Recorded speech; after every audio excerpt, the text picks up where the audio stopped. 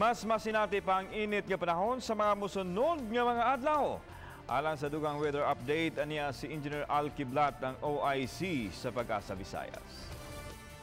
May hapon ani ang pinaka-latest weather update para ugma o hangtod sa Biyernes Santo.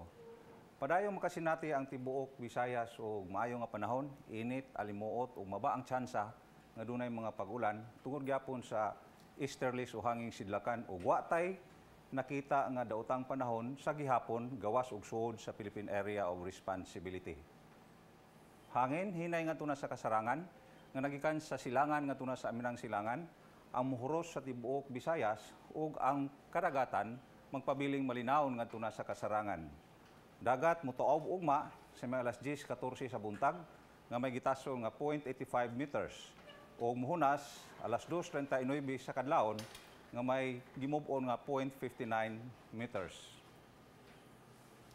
Para ugma, ang range of temperature dinhi sa Cebu 26 to 32 degrees Celsius, sa Bohol 24 to 32 degrees Celsius, sa Dumaguete, Siquijor, Negros Oriental, ingon man sa Samar, taas-taas ang temperatura nga mag-range og 26 to 33 degrees Celsius. Sa Leyte dunay 25 to 32 degrees Celsius. O dunay katumbas nga heat index diri sa tibuok Visayas nga 38 to 39 degrees Celsius o gipaabot sa mga sunod nga mga adlaw mulagpas kinig 40 degrees Celsius sa extreme caution.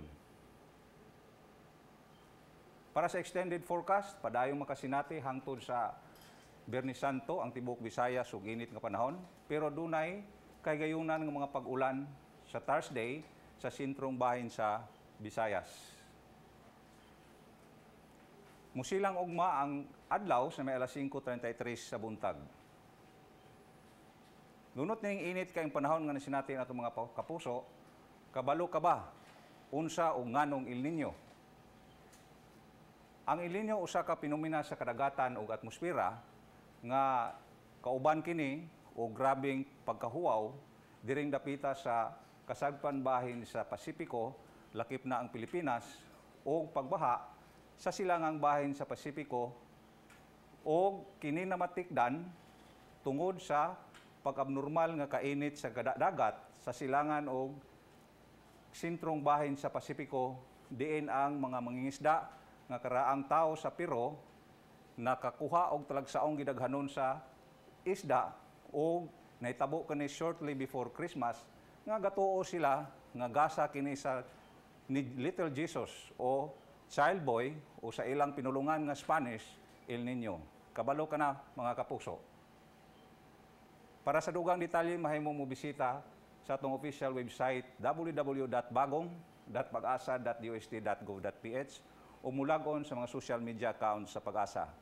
Gikan diri sa buotan sa Pag-asa Mactan, Pag-asa Visayas, DOST. Al Kiblat para sa Balitang Bisdak. Daghang salamat.